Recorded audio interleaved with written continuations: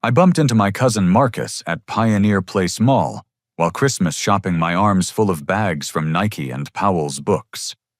The holiday crowds swirled around us as festive music echoed through the corridors.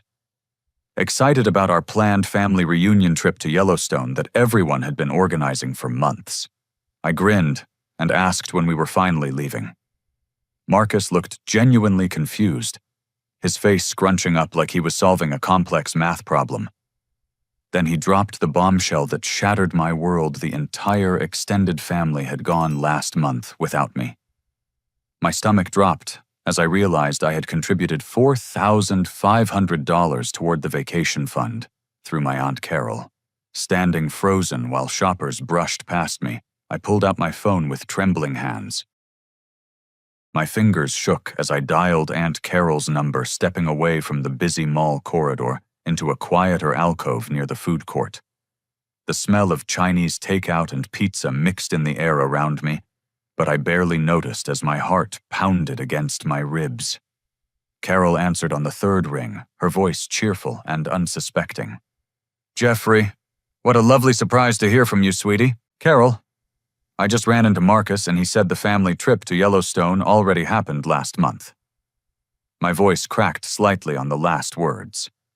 There was a pause, and I could hear her television in the background playing what sounded like a game show. When she spoke again, her tone had shifted to something more guarded. "Oh, honey, didn't you get my texts about the change of plans? We had to move the dates up because of Rose's doctor appointments. I sent you several messages explaining everything." I frantically scrolled through my phone, checking every conversation thread, every text message from the past 2 months. Nothing. Not a single message about date changes or new plans. "Carol, I don't have any texts from you about this. My phone shows our last conversation was 3 weeks ago, when you confirmed my final payment." Another pause, longer this time. I could hear her moving around, perhaps walking to another room. "Well, that's strange. Technology these days, you know how unreliable it can be. But yes, we did have to adjust the timeline. Your grandmother Rose felt it would be better for everyone if we went when the weather was more predictable." "What happened to my $4,500? "Oh, that money went toward the group expenses just like we planned.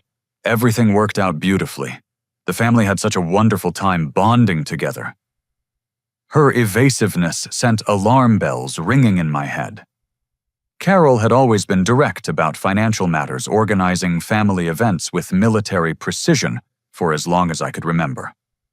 This vague response felt completely out of character. What specific expenses? The camping fees we discussed were only about $1,500 total for the whole group. "Jeffrey, honey, you sound upset. I think you're overreacting to a simple scheduling mix-up. These things happen in large families.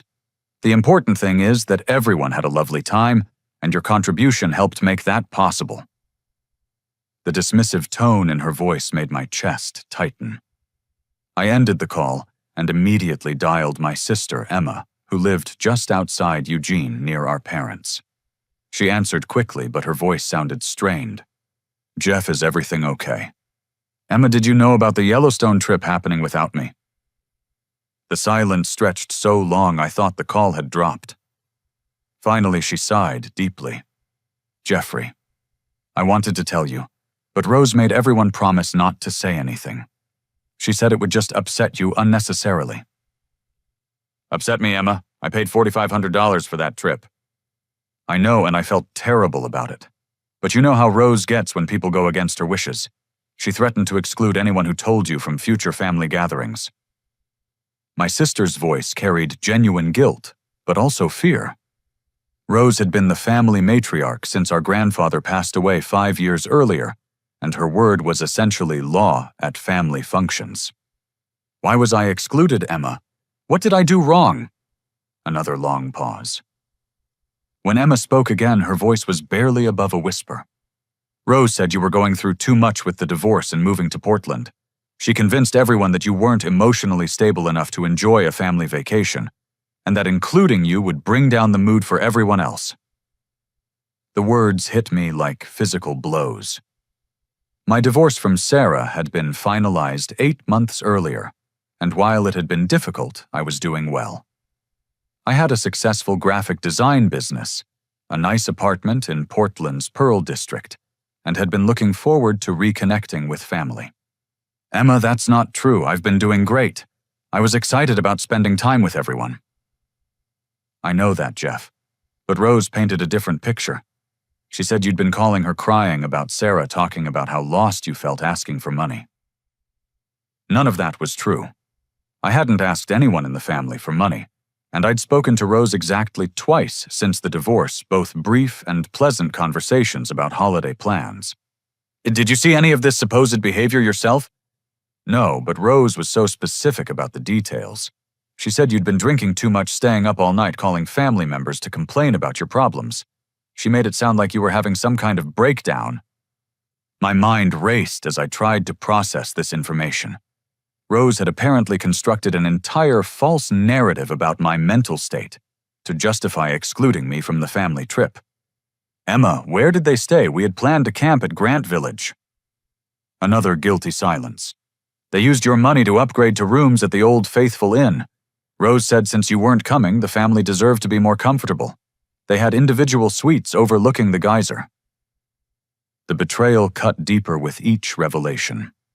Not only had I been excluded, but my money had been used to give my family a luxury experience while I worked overtime at my design firm, believing I was contributing to a camping trip we'd all enjoy together. Did they post photos?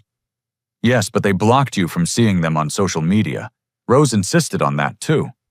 I felt dizzy standing there in the mall, surrounded by holiday shoppers, enjoying their day while my world crumbled. The family I'd been desperately trying to stay connected to despite the geographic distance had deliberately excluded me and stolen my money to fund their betrayal. Emma, I need you to be completely honest with me. How long has this been planned? Since September. Rose called a family meeting at her house and convinced everyone that it would be kinder to you to go without you. She said you'd be relieved not to have the pressure of family time while you were still recovering from your divorce. 3 months. They had spent 3 months planning my exclusion while continuing to accept my money and pretend everything was normal.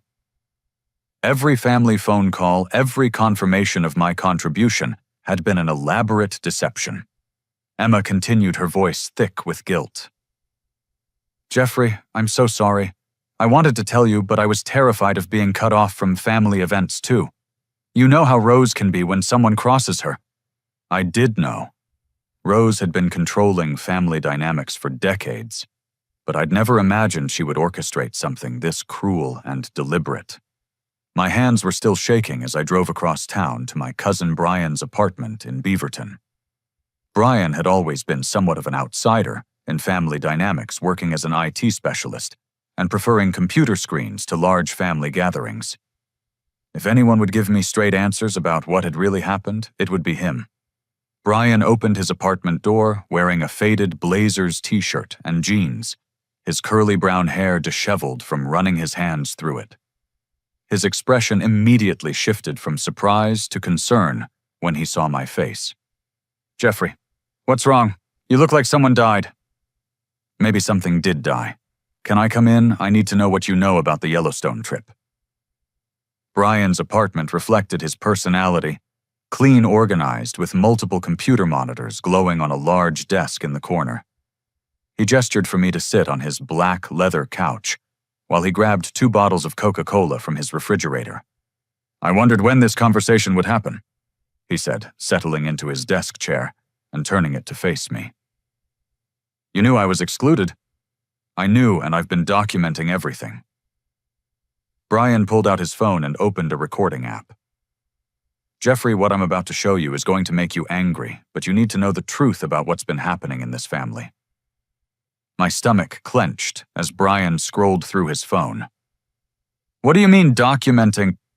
Rose has been getting more controlling and manipulative over the past 2 years, especially since your divorce. I started recording family conversations because I had a feeling something like this would happen eventually. Brian touched the screen, and suddenly Rose's voice filled the room, clear and unmistakable. The recording was from a family gathering at her house, and I could hear multiple familiar voices in the background.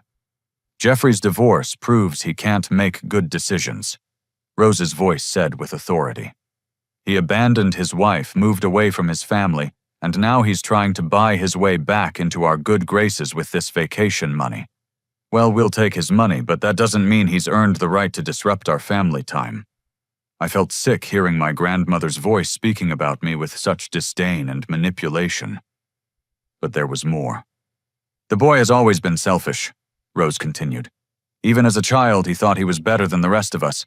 Moving to Portland just confirmed it. He thinks he's too sophisticated for Eugene, too successful for his own family.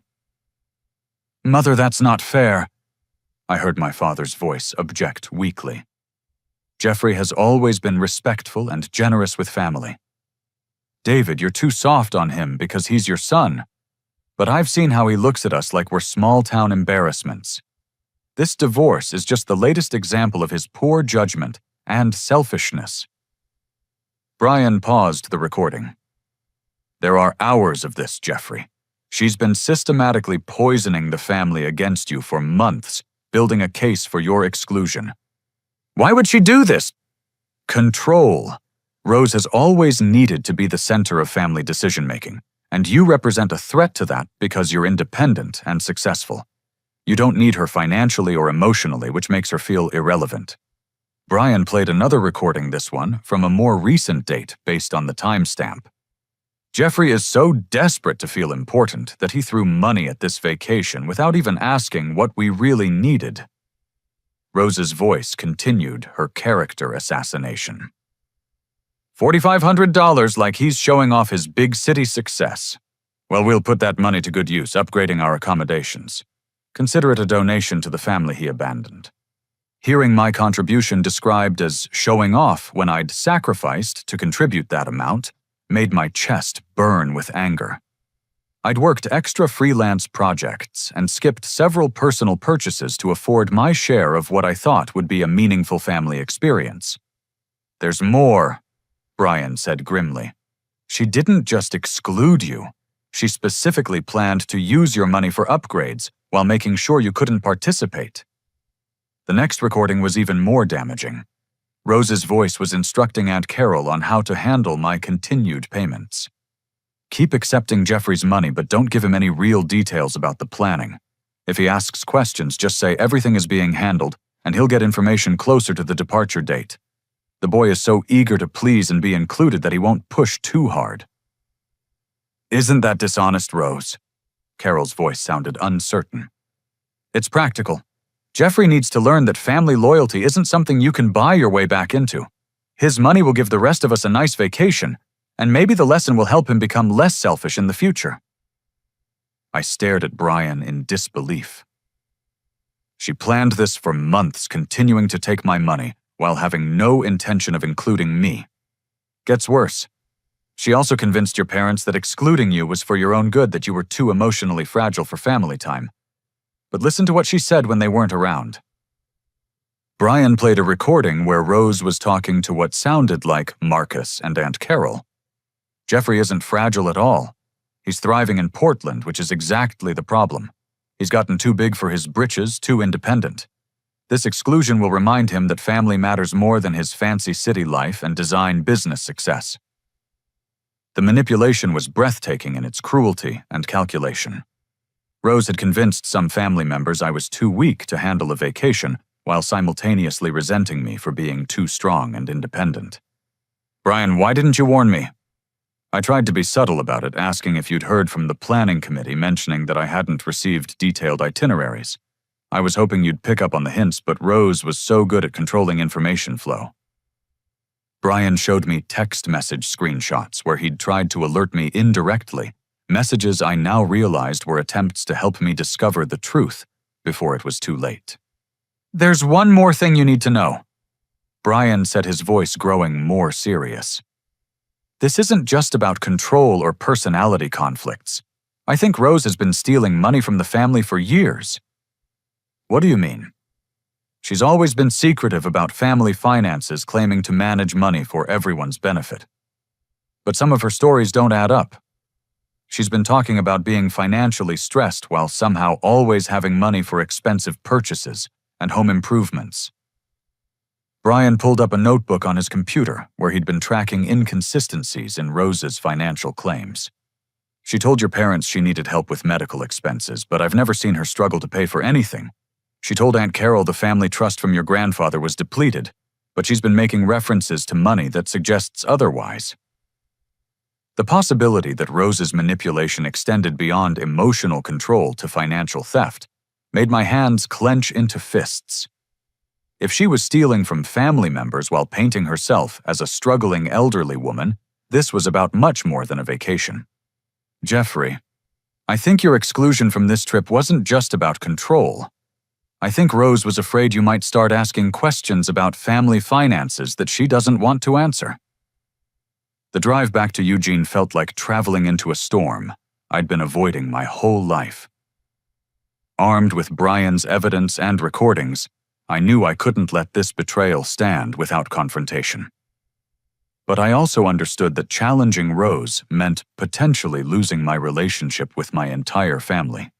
Sunday dinner at my parents' house had been a tradition for years, even after my move to Portland.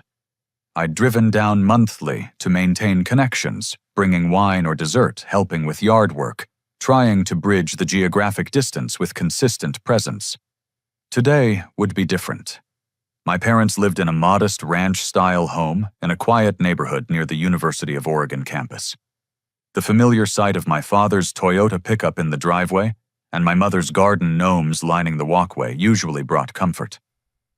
Today, everything felt tainted by deception.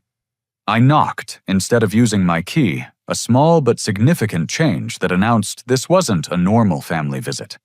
My mother, Linda, opened the door, her graying hair pulled back in her usual Sunday ponytail, wearing the floral apron I'd given her for Mother's Day 2 years earlier. Jeffrey, what a wonderful surprise. We weren't expecting you today. I need to talk to the family about the Yellowstone trip. Her face immediately changed, the warmth draining from her expression, and replaced by something that looked like panic. Oh, honey, let's not spoil dinner with old news. Come in and tell us about your design projects. Mom, this is important. I know what happened and we need to discuss it honestly. The living room contained the usual Sunday gathering. My father David reading the Register Guard in his recliner, Grandmother Rose seated regally on the sofa with her knitting Aunt Carol, sorting through what looked like family photos at the coffee table, and my sister Emma with her husband Tyler sharing the love seat. The conversation stopped when I entered, and the silence felt heavy with unspoken guilt and anticipation. I ran into Marcus yesterday at the mall. I began standing near the fireplace where family photos displayed happier times. He told me about the Yellowstone trip you all took last month. Rose looked up from her knitting with practiced innocence. Oh, that lovely vacation. Such a shame you weren't available to join us, dear. But your work schedule is so demanding. I was never told about any date changes, Rose. And I contributed $4,500 toward a trip I was deliberately excluded from. The temperature in the room seemed to drop 10 degrees.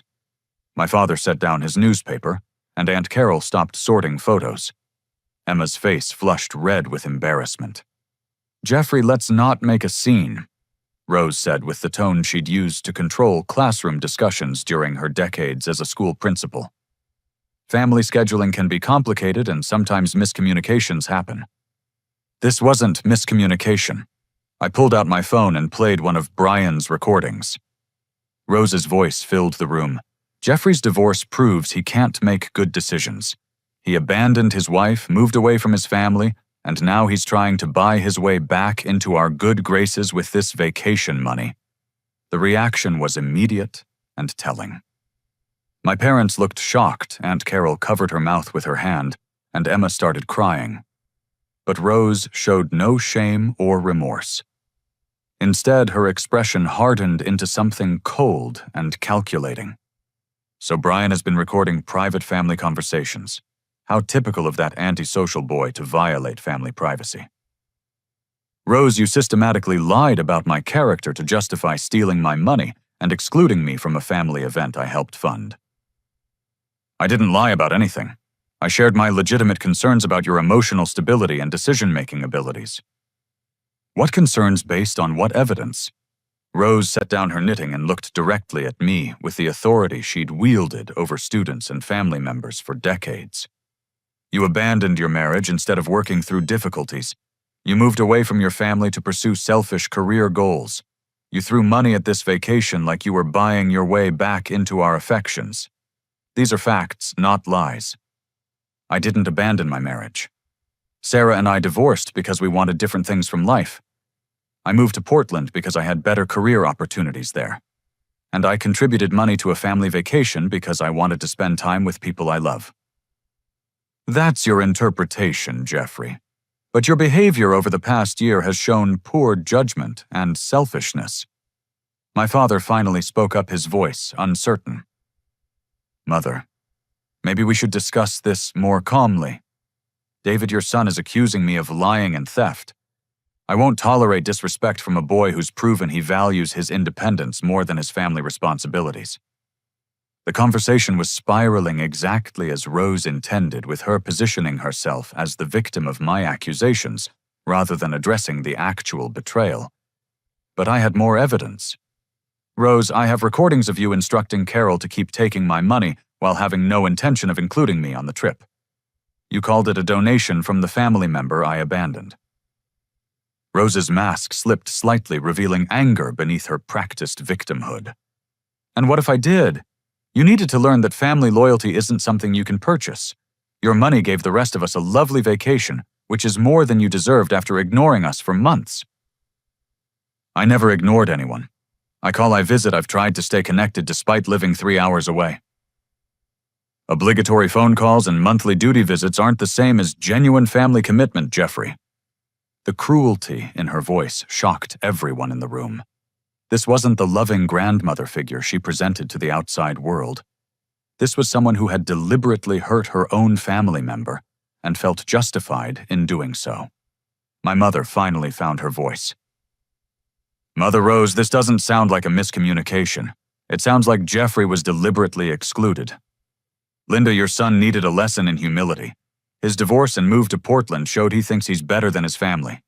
Sometimes tough love requires difficult decisions.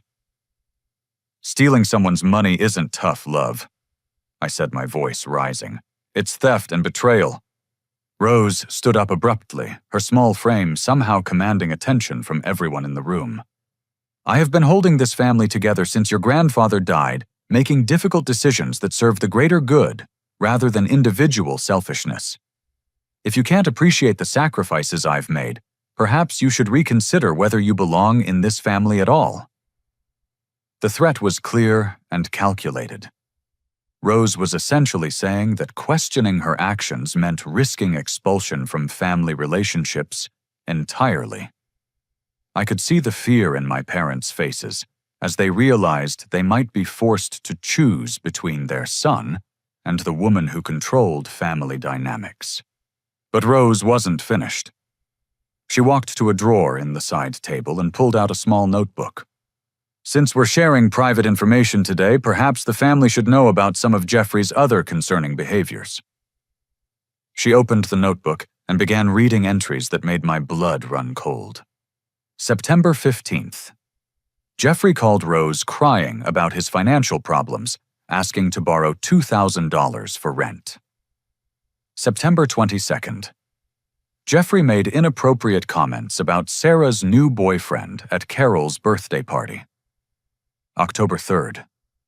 Jeffrey was rude to the Hendersons at church, embarrassing the family name. None of these incidents had happened. I hadn't called Rose asking for money, I hadn't attended Carol's birthday party, and I hadn't been to church with the family since Easter. Rose had fabricated an entire history of bad behavior to justify her treatment of me. Rose, none of that is true. I can prove where I was on those dates. Jeffrey, gaslighting family members who are trying to help you isn't healthy behavior. The manipulation was masterful and terrifying. Rose had created fictional evidence of my supposed problems while positioning any denial as further proof of my instability. My sister Emma finally spoke through her tears. Rose, I was at Mom's birthday party. Jeffrey wasn't there. Rose's expression darkened as she realized her fabricated timeline had a witness who could contradict it. Emma, your memory might be confused. Family events can blur together over time. No Rose. Jeffrey sent a beautiful card and flowers, but he wasn't physically present because he was working on a major client project. I remember because we talked about missing him. The first crack appeared in Rose's armor, as Emma's testimony directly contradicted the fabricated evidence. But instead of backing down, Rose doubled down with vicious intensity. Well, perhaps this family gathering will help everyone understand exactly who Jeffrey really is. Someone who records private conversations, accuses elderly family members of theft, and disrupts family harmony with selfish demands for attention.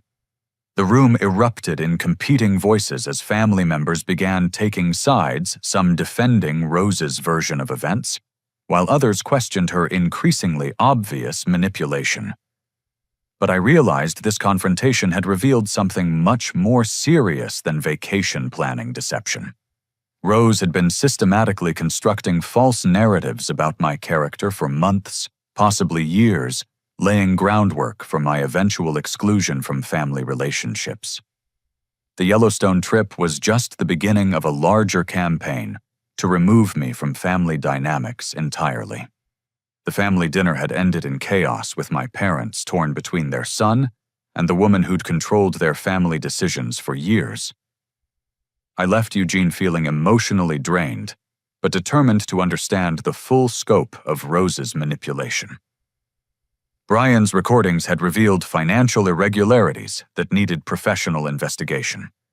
Monday morning found me in the downtown Portland office of Jake Harrison, a family law attorney I'd met through professional networking events. Jake's office overlooked the Willamette River with floor-to-ceiling windows that normally would have impressed me. Today, I barely noticed the view as I spread out the evidence of Rose's deception across his conference table. Jake was about my age, with prematurely gray hair that gave him an air of wisdom beyond his years. He'd built a reputation handling complex family financial disputes, particularly cases involving elder abuse and inheritance manipulation. Jeffrey, what you're describing sounds like financial exploitation, possibly rising to the level of criminal fraud, Jake said, after reviewing Brian's recordings and my financial documentation. But I suspect there's more to this story than vacation money. What do you mean?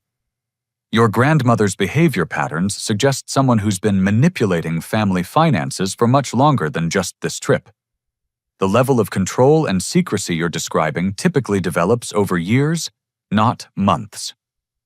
Jake pulled out a legal pad and began asking detailed questions about Rose's financial role in family decisions. As I answered, a disturbing pattern emerged. Rose had been the sole executor of my grandfather's estate since his death 5 years earlier. She controlled access to any inheritance or trust funds, claiming the estate had been smaller than expected, and most assets had been consumed by medical expenses and final arrangements. She had convinced my parents to give her power of attorney over their finances, claiming it would make estate planning easier as they aged. My father, now 62, had reluctantly agreed after Rose suggested that failing to plan properly would burden their children. Rose had organized and controlled funding for all major family events over the past several years, always collecting money from family members, but never providing detailed accounting of how funds were used. Jeffrey, I think we need to bring in a forensic accountant to examine your family's financial situation more closely. What you're describing suggests systematic financial abuse. Is that really necessary? I just want my vacation money back and an apology. Trust me on this. Your grandmother's behavior indicates someone who's been operating a long-term financial manipulation scheme. If we're right, this vacation incident is just the tip of the iceberg. Jake recommended Patricia Chen, a forensic accountant who specialized in family financial fraud cases. Within 3 days, Patricia had begun a comprehensive analysis of available financial records related to Rose's management of family money. The results were staggering. Patricia's preliminary findings revealed that my grandfather had actually left a substantial trust fund specifically designated for his grandchildren's major life expenses, college education, weddings, home purchases, and family experiences like vacations. The trust had contained over $80,000 when Rose assumed control. According to these probate records, your grandmother was supposed to distribute funds from this trust when grandchildren reached certain milestones or experienced qualifying life events, Patricia explained during our meeting in Jake's office. Your divorce and the family vacation would have qualified for distributions. How much should have been available? Based on the original trust value and conservative investment returns, there should be approximately $95,000 available today. But your grandmother reported to the probate court that the trust was depleted by your grandfather's final medical expenses. Was it actually depleted?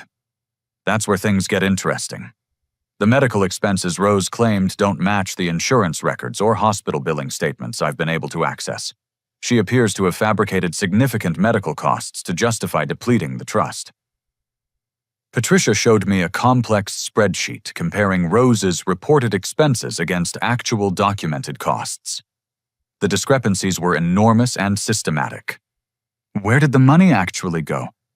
Based on bank records I've subpoenaed, your grandmother has been using trust funds for personal expenses over the past 5 years. Home improvements, luxury purchases, vacation travel, and cash withdrawals that can't be accounted for with legitimate expenses. The scope of theft was breathtaking.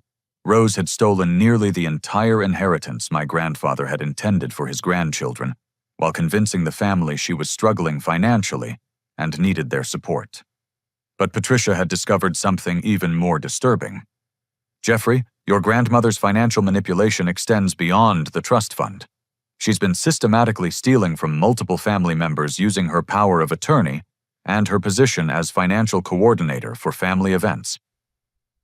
Patricia presented evidence showing that Rose had been withdrawing money from my parents' retirement accounts without authorization using forged signatures and falsified documents.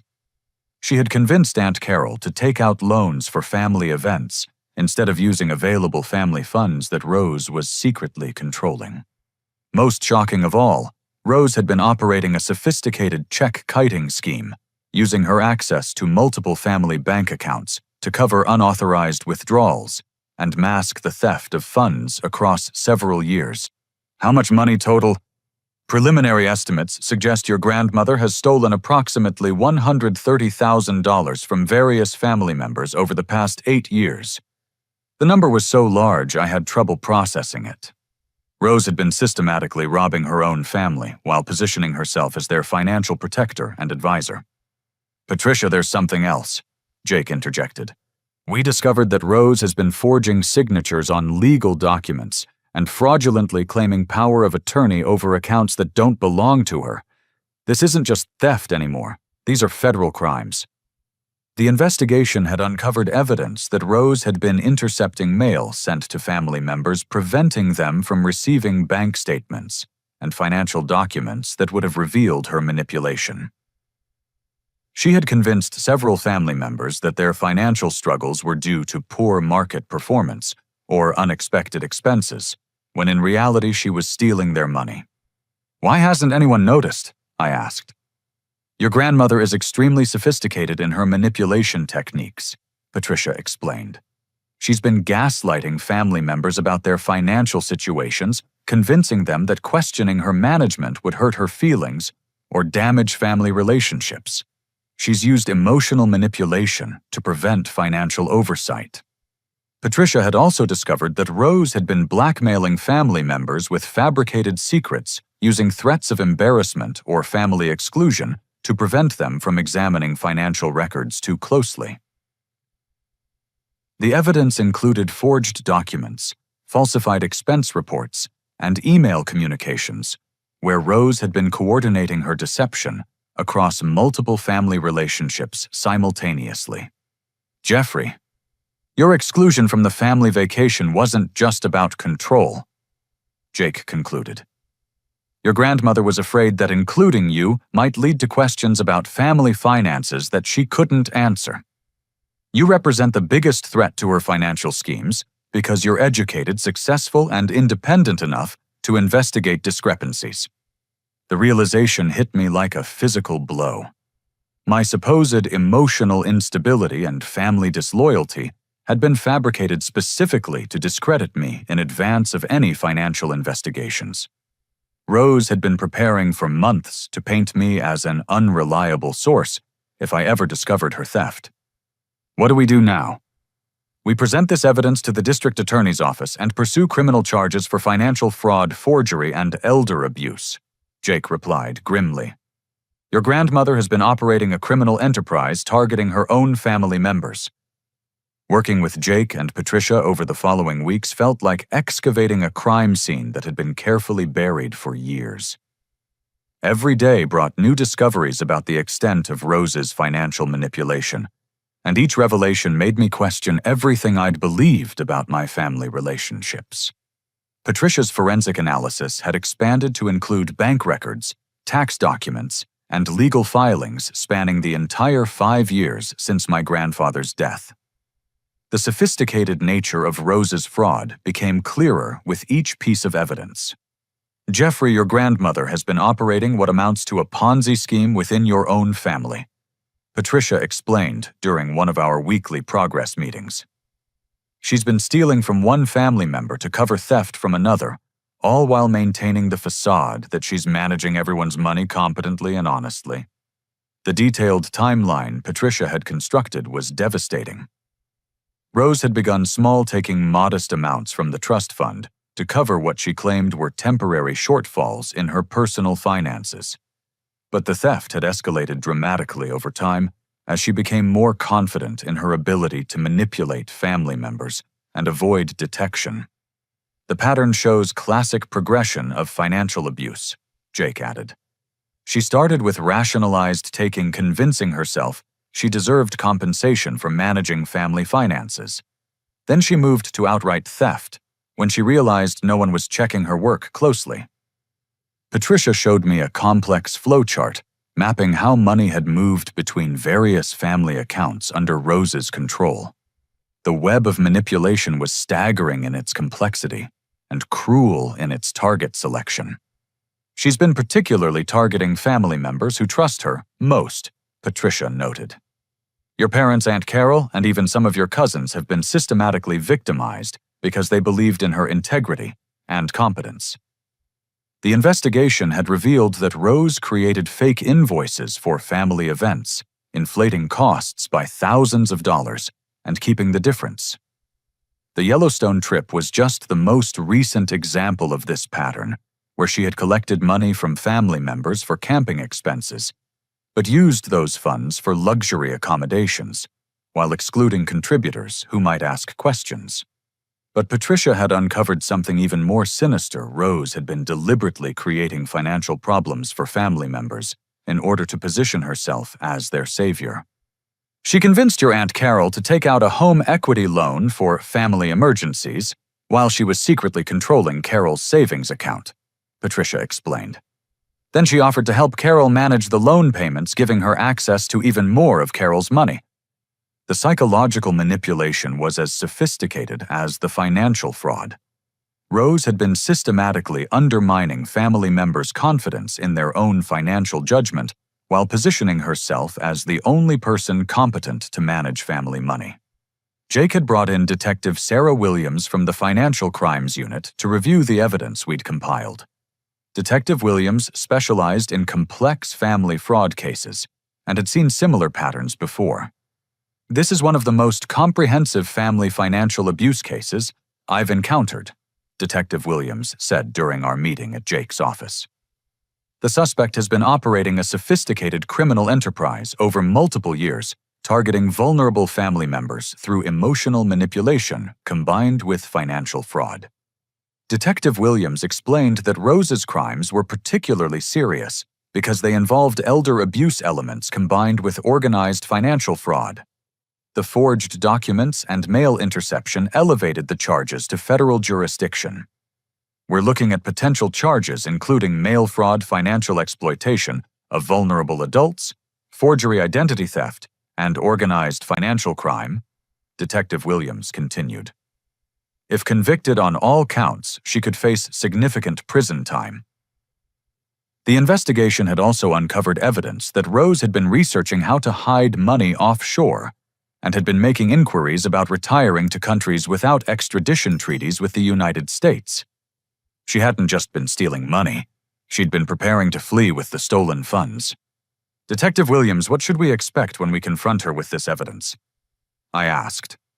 "Based on similar cases, she'll likely deny everything initially, then try to minimize the scope of her actions, then finally attempt to justify her behavior as being for family benefit."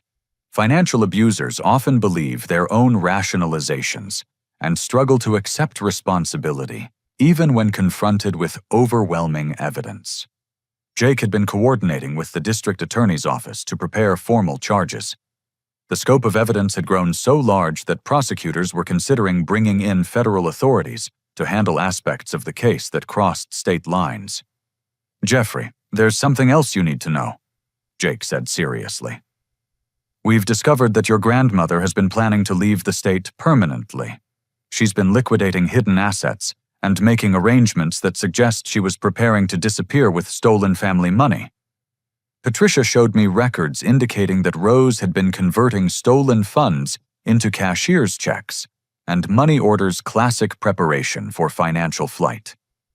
She had also been making inquiries about selling her house quickly and had been researching retirement communities in Arizona that didn't require extensive background checks. She's been planning this for months, possibly years," Patricia continued. "The Yellowstone trip exclusion might have been her final test of whether family members would question her financial management. When no one seriously challenged her, she probably felt confident enough to proceed with her escape plan.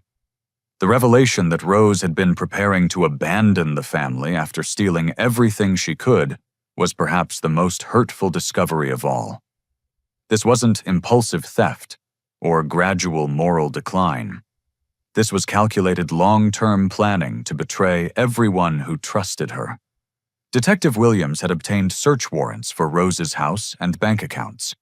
The search had revealed hidden documents, additional forged papers, and evidence of financial planning that confirmed her intention to flee with stolen funds.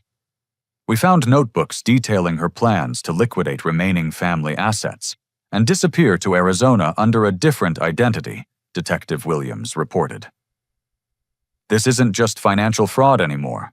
This is organized crime with intent to permanently deprive victims of their property." The scope of Rose's planning was breathtaking and terrifying.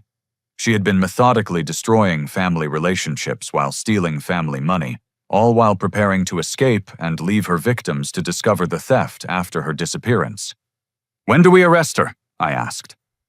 "We're coordinating with prosecutors to time the arrest for maximum evidence preservation," Detective Williams replied. "We want to catch her before she can destroy additional evidence or accelerate her escape timeline." Jake warned me that the arrest and subsequent legal proceedings would be emotionally difficult for the entire family. Many family members still believed in Rose's innocence and would struggle to accept the evidence of her betrayal. "Jeffrey, your family is going to go through a grief process similar to mourning a death," Jake explained.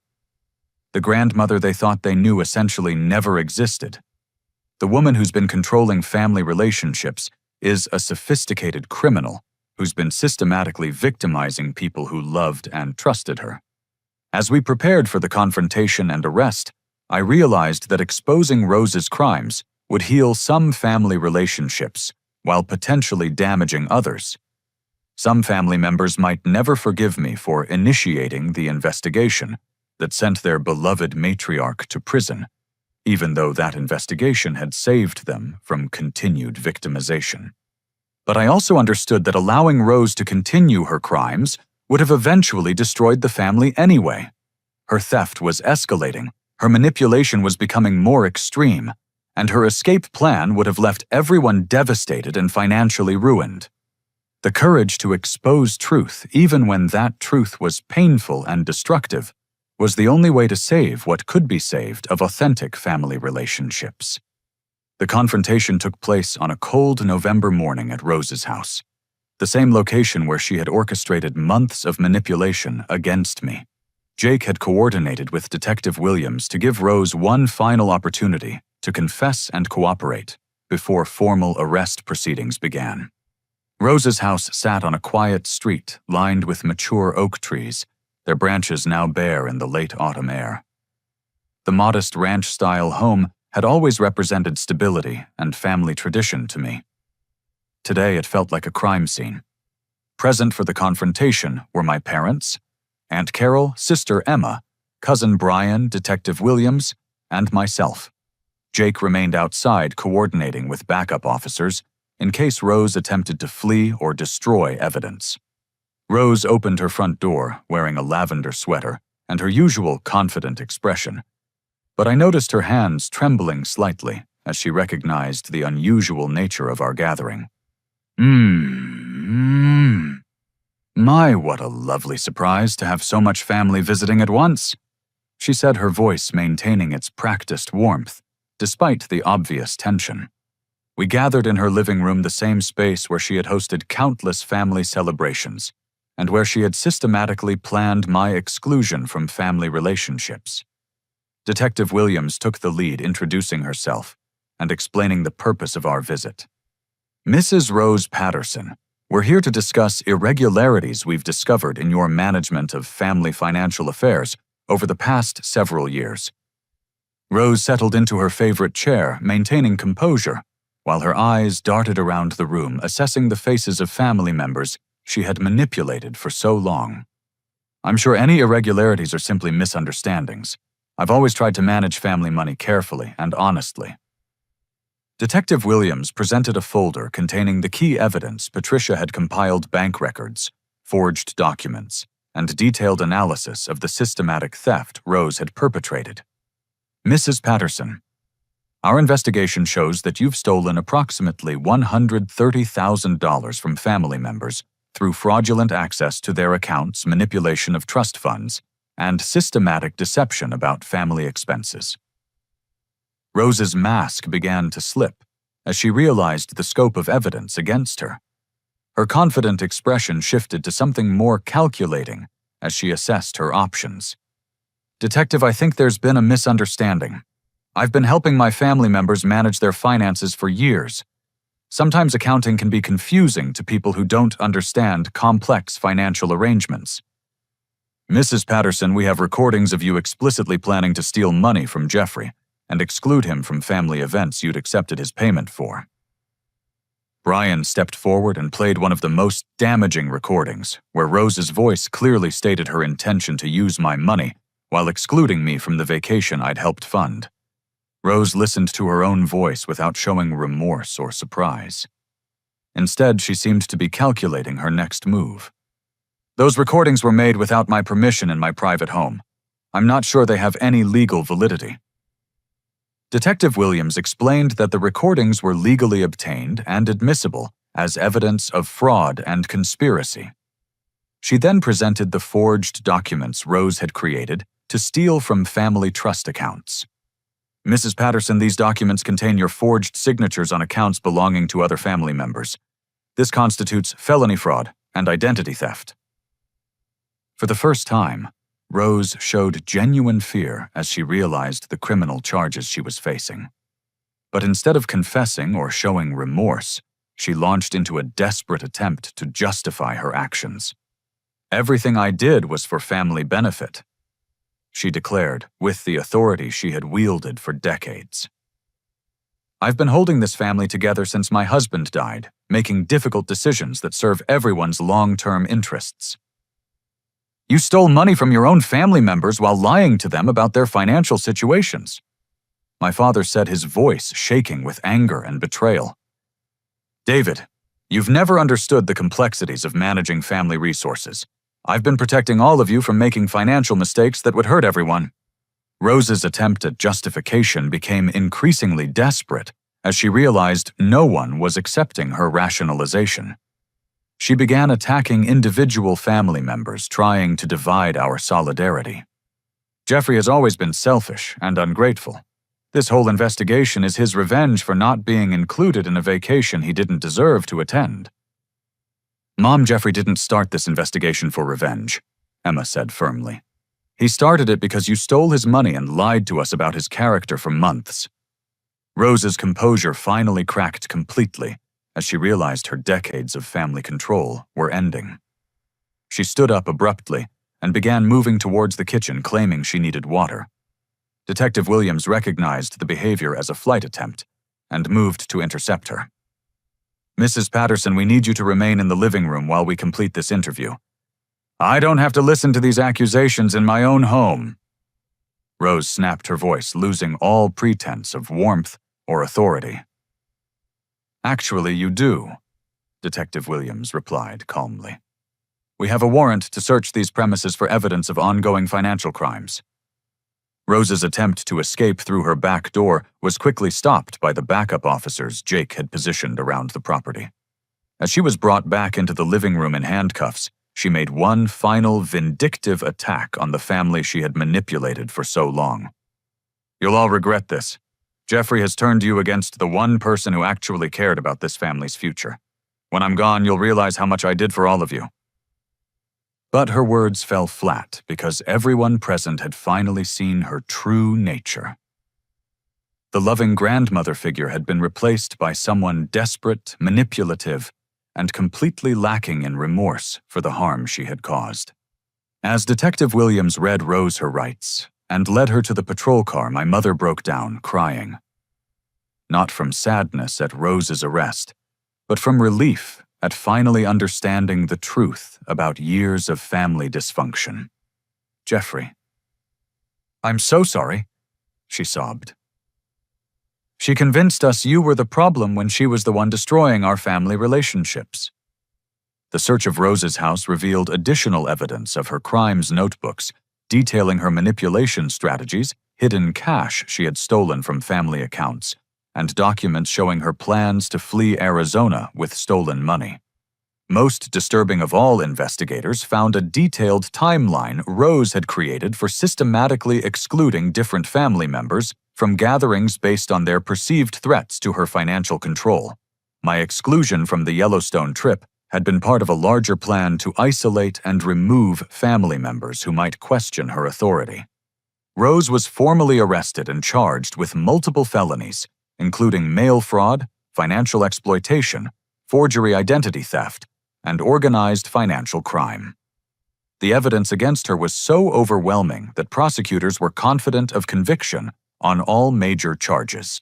As we left Rose's house that afternoon, I felt a complex mixture of relief, sadness, and vindication. Justice was finally being served, but the cost had been the destruction of family illusions and the revelation of betrayal by someone we had all loved and trusted. 6 months later, I sat in Judge Margaret Chen's courtroom, watching Grandmother Rose receive her sentence for the systematic financial abuse she had perpetrated against our family. The woman who had once commanded respect and obedience now appeared small and frail in her Orange County Jail uniform, her authority completely stripped away. Judge Chen's words carried weight as she addressed the court about the severity of manipulating family trust for personal gain. Mrs. Patterson, you violated the most sacred bonds of family loyalty and exploited the love and trust of people who depended on you. Your crimes represent a profound betrayal of family relationships and basic human decency. Rose was sentenced to 4 years in state prison, followed by 2 years of supervised probation. She would also be required to pay full restitution to all family members she had victimized, with her remaining assets being liquidated to provide compensation for her theft. The financial resolution exceeded our most optimistic expectations.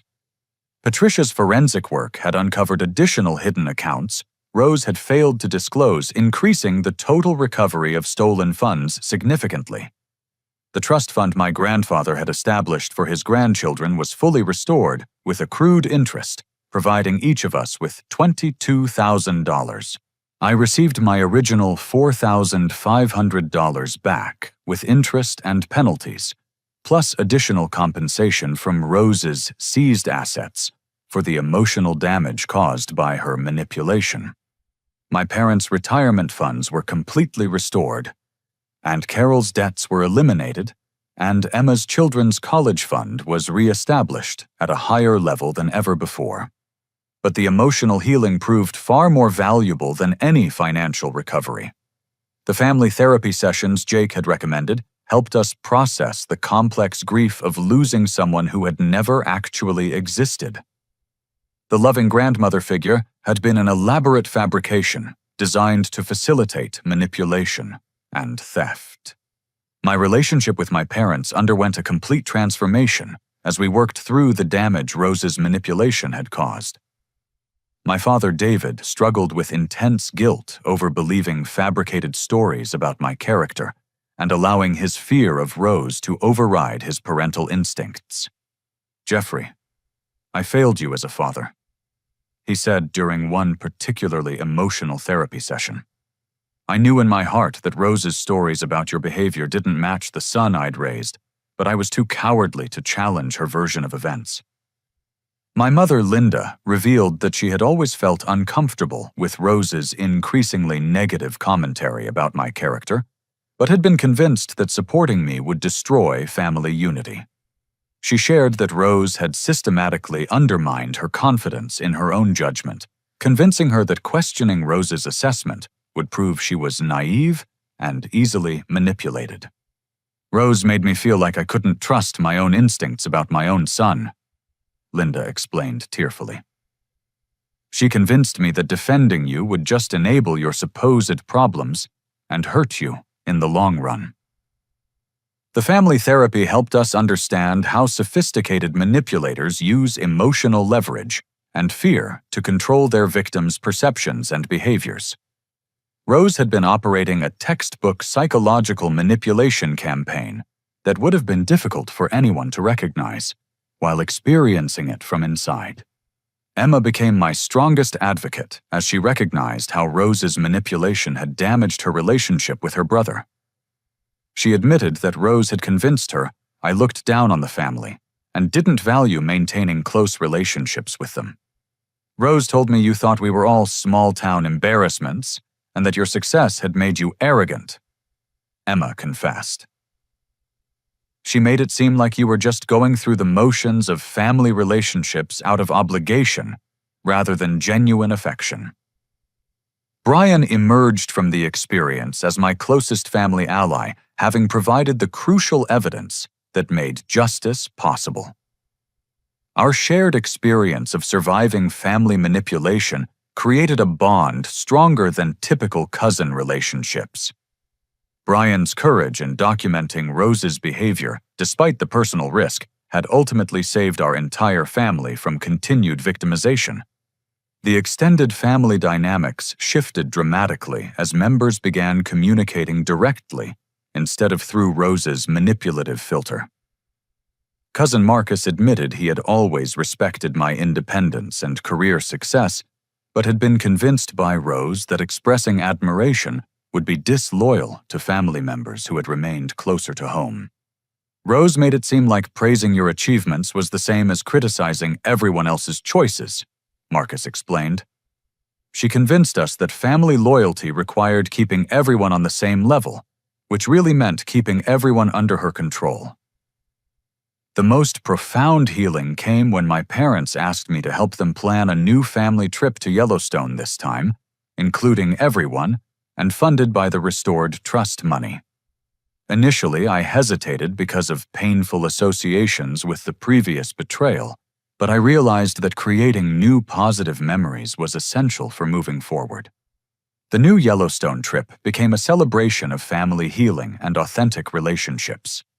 I took the lead in planning activities that would help everyone feel included and valued, deliberately creating experiences that honored both individual interests and family connections. We spent 5 days exploring the same landscapes where I had been excluded, but this time every moment was infused with genuine appreciation for each other's company. The experience of hiking together through Grand Canyon of Yellowstone and watching Old Faithful erupt became powerful symbols of our family's resilience and capacity for healing. During a quiet evening around our campfire at Grant Village, my father approached me with tears in his eyes. Jeffrey, I need you to know how proud I am of who you've become, and how sorry I am that I let anyone convince me otherwise. You showed more courage and integrity in this situation than I've shown in years. This moment of genuine connection felt more valuable than any amount of recovered money. My father's acknowledgement that he had been manipulated, combined with his recognition of my character and achievements, healed wounds I hadn't even realized were still bleeding. The experience transformed my approach to all relationships, as I learned to trust my instincts about toxic behavior and to value authenticity over peacekeeping. My confidence in my own judgment increased dramatically, as I understood that the criticism I had internalized was based on fabricated information designed to control and manipulate me.